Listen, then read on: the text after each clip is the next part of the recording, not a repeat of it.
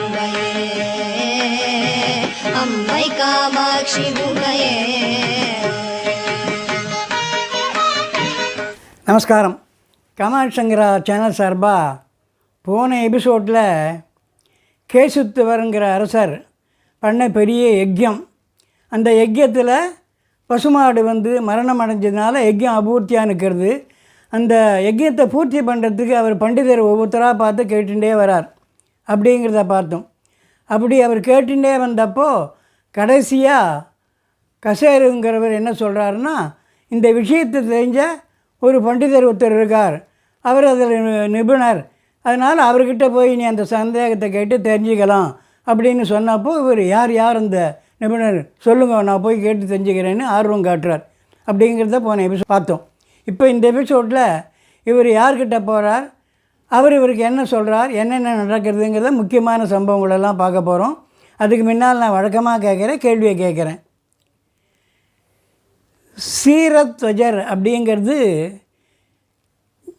ஜானகிங்கிற சீதையினுடைய அப்பா பேர் இல்லையா? சீரம் அப்படின்னா என்ன? இதுதான் என் கேள்வி. இதுக்கான பதிலை எபிசோடு முடிவில் சொல்கிறேன். சரியாக இருக்கா பார்த்துங்கோ. இப்போ எபிசோடுக்குள்ளே போகலாம். கேசுத்துவர் கசருக்கிட்ட கேட்டப்போ கசரு என்ன சொல்கிறார், நீ பெரிய வித்வான் நினைக்கிறீங்க, யாருக்குமே அது தெரியாது, ஆனால் அது தெரிஞ்சவர் ஒருத்தர் தான், அவர் இதில் விற்பனர் அப்படின்னு சொன்னோடனே யார் சொல்லுங்க, யாராக இருந்தாலும் சரி, நான் போய் அவர்கிட்ட அதை கேட்டு தெரிஞ்சுட்டு இந்த யஜ்யாவை பூர்த்தி பண்ணி விடுறேங்கிற. அவர் வேறு யாரும் இல்லை, நீங்கள் காட்டுக்கு வறட்சி அடிச்சிங்களே அந்த காண்டவைக்கருக்கு தான் இது தெரியும். அவர் தான் கர்ம மார்க்க சாஸ்திரத்தில் பூர்ணமாக விஷயம் அறிஞ்சவர், அவருக்கு தெரியாததே கிடையாது, அதனால் அவருக்கு தான் தெரியுங்கிறார். உடனே சரி அப்படியா சரின்ட்டு என்ன பண்ணுறார், தனியாக ரதத்தில் அவர் அவரை தேடின்னு போகிறார், காட்டுக்கு போகிறார். காட்டில் அவர் எங்கேயோ உள்ளே இருக்கார், பதுங்கின்னு இருக்கார் அவர். ஆனால் அங்கே யஜ்யாதி கர்மாக்களை பண்ணிருக்கார், காண்டவிக்கர் அங்கே பண்ணிட்டு இருக்கார். இவர் யஜ்யம் பண்ண ஆரம்பித்ததுனால அரசர் அதுக்கு விரதம் இருக்கணும். அந்த விரதம்ன்றதுனால அவருக்கு பெருசாக தாடி வளர்ந்துடுத்து. விரதத்தும் போது அரசருக்கு உண்டான ஆபரணங்களை அணியக்கூடாது, அதனால் மான் தோல் தான் அடையணும். அந்த கிருஷ்ணாஞ்சனம்னு பேர். அந்த மான் தோலை ஒடித்துண்டு பெரிய தாடியை வச்சுட்டு இவர் ரதத்தில் போகும்போது ஒரு சன்னியாசி போகிற மாதிரியே இருக்கும். அந்த மாதிரி அவர் போகிறார். அப்படியே காட்டு உள்ளே போய் கண்டுபிடிச்சிட்டார். எங்கே காண்டவிக்கர் இருக்காரோ அந்த இடத்துக்கு போயிட்டார். அவர் கிட்ட போன உடனே தூரத்துலேருந்து அவர் வரத காண்டவிக்கர் பார்த்துட்ட உடனே அவர் என்ன பண்ணுறார், அடாடா காட்டில் இருந்து கொஞ்ச நாளாக படையை திருப்பி யுத்தம் பண்ணுவோன்னு நினச்சின்னு தான் இவர் இந்த மாதிரி தனியாக வரார். தனியாக வந்தாக்க நாம் நம்பி சேர்த்துட்டுருவோம், அப்புறம் சதி பண்ணி நம்மளை கொன்னுடலான்னு வந்திருக்கான்னு சொல்லிவிட்டு, பாபா நீ இப்படி சன்னியாச கோலத்தில் வந்தால் உன்னை விட்டுடுவேன்னு நினைக்கிறியா, அப்போது நான் விடமாட்டேன் அப்படின்னு சொல்லி ராமரை பார்க்க பரதன் வந்தப்போ எப்படி லட்சுமணர் கோபத்தோடு வில்லாம்பு எடுத்தாரோ அந்த மாதிரிங்கிறார். அந்த மாதிரி ஒரு காண்டவிக்கர் என்ன பண்ணுறார், அம்பையும் வெள்ளையும் எடுத்து அம்பை பூட்டிட்டார். பூட்டி அவரை கொல்றதுக்கு சரியாக நிற்கிறார் அவர். அப்போ அவர் என்ன பண்ணுறார், காண்டவிக்கரா நீ நினைக்கிறது தப்பு, நான் உங்ககிட்டேருந்து எனக்கு தெரியாத ஒரு விஷயத்தை தெரிஞ்சுட்டு போகிறதுக்காக வந்திருக்கேன். நான் அறிவு பிட்சை எடுக்க தான் உங்கள்கிட்ட வந்திருக்கேன், வித்யா பிட்சைக்கோசரம் வந்திருக்கேன், எனக்கு தெரியாததை கேட்டு வந்திருக்கேன், எனவே நீ நினைக்கிற மாதிரி நான் உன்னை கொல்ல வரலப்பா அப்படின்னு சொன்ன உடனே டக்குன்னு வில்லாம்பை கீழே போட்டார்.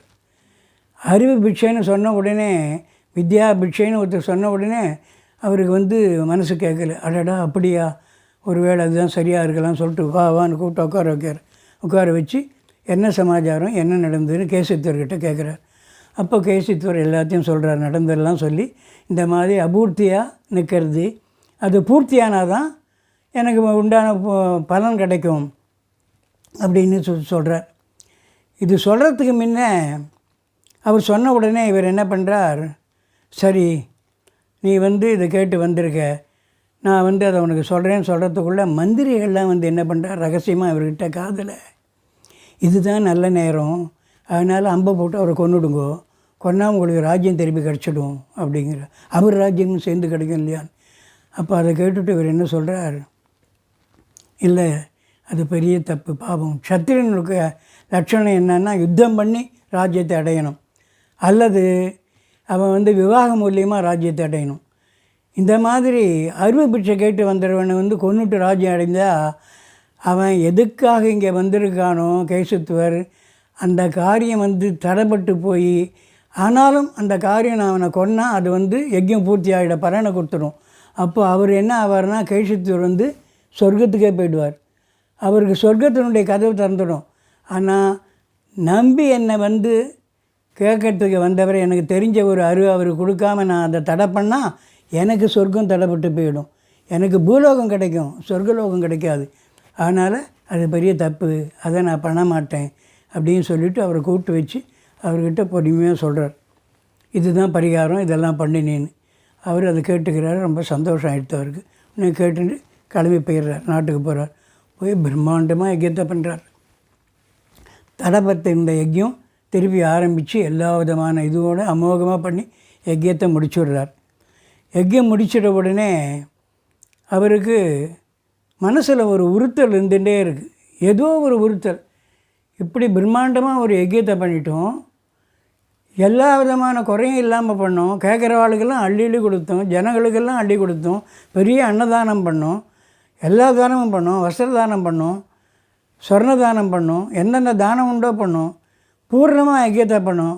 ஆனால் ஒரு நெருடல் இருக்குது, திருப்தி இல்லையே, என்ன காரணம்னு யோசனை பண்ணார். டக்குன்னு புரிஞ்சுது அவருக்கு. இந்த யஜ்யம் நடக்கிறதுக்கே முக்கிய காரணமும் காண்டிக்கையர் தானே. அவர் தானே வந்து நமக்கு பரிகாரம் சொன்னார். அவருக்கு குருதட்சணை கொடுக்கணும் இல்லையா? குருதட்சணை கொடுத்தா தான் யஜ்யம் பூர்த்தி ஆகும். அதனால் அந்த காரியத்தை பண்ணலை, அதுதான் காரணம் அப்படின்னு சொல்லிவிட்டு உடனே ரதத்தில் கிளம்பி காண்டிக்கையரை பார்க்குறதுக்கு கேசத்தூர் போகிறார். இப்போது என்னென்னா, யஜ்யம் முடிஞ்சதுனால அவர் ஷவரெல்லாம் பண்ணிவிட்டார், தாடி மீசை கிடையாது, ராஜ உடையிலேயே போகிறார். தனியாக தான் போகிறார் ரதத்தில். அவர் இருக்கிற இடம் ஏற்கனவே தெரியும். அவர்கிட்ட போன உடனே திருப்பி அவருக்கு சந்தேகம் வந்துடுது. தன் காரியம் முடிஞ்சு கொடுத்து அதுக்கோசரம் அப்போ வந்து கெஞ்சினார். இப்போ காரியம் முடிஞ்ச உடனே தன்னை கொண்டுட்டு போகிறதுக்கு வரார் போல இருக்குன்னு திருப்பி இல்லாமல் எடுத்துட்ட உடனே அவர் நெல் அவசரப்படாதே, நான் வந்தது காரணம் உனக்கு தட்சணை, குரு தட்சணை கொடுக்கணும்ப்பா. நீ எனக்கு வந்து பெரிய உபகாரம் பண்ண, பூர்த்தியாகாமல் அபூர்த்தியாக அந்த யஜ்யத்தை வந்து நடத்துறதுக்கு நீ தான் உபகாரம் பண்ணி யஜ்யத்தை நடத்தி கொடுத்த. அதனால் குருதட்சணை கொடுக்கணுன்றதுக்காக தான் நான் வந்தேன். அதனால் அவசரப்படாதே அப்படின்னு சொல்லிட்ட உடனே அவரை கூப்பிட்றாரு, வாங்கன்னு.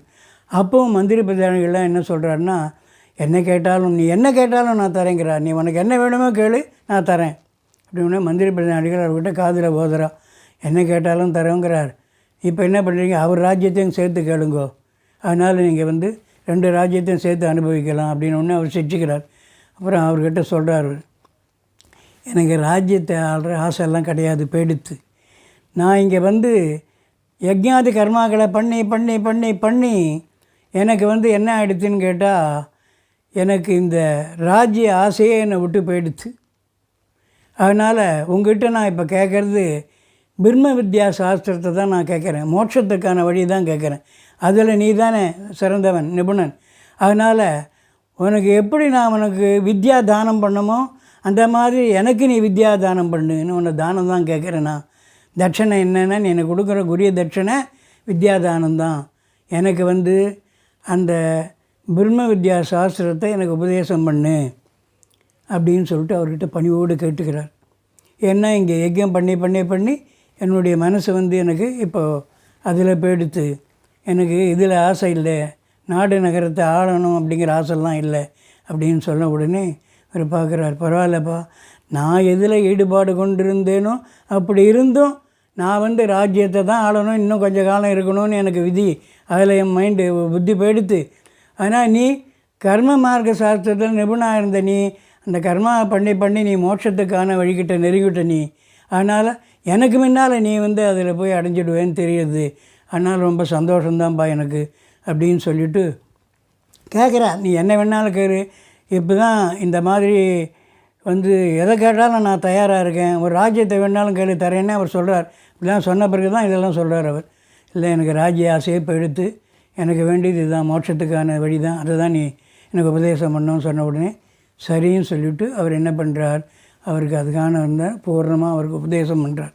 அதை அவரும் கேட்டுக்கிறார். அதாவது எந்த காண்டிக்கியர் வந்து இவருக்கு குருவாக இருந்து இவருக்கு வந்து அந்த யஜ்யம் பூர்த்தி ஆகிறதுக்கான அந்த உபதேசத்தை பண்ணாரோ இவர் வந்து இப்போ இவர்கிட்ட சிஷ்யன் ஆகிட்டார். இவர் குருவாக இருந்து அவர் சிஷ்யனாக இருந்து அவருக்கு இவர் உபதேசம் பண்ணார்.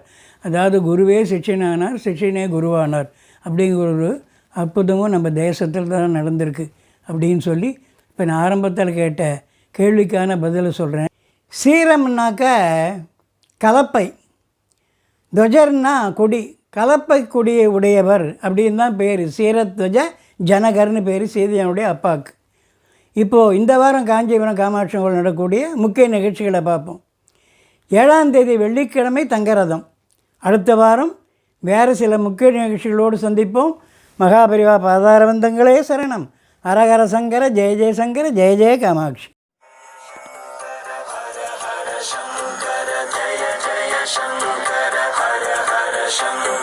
जय जय शंकर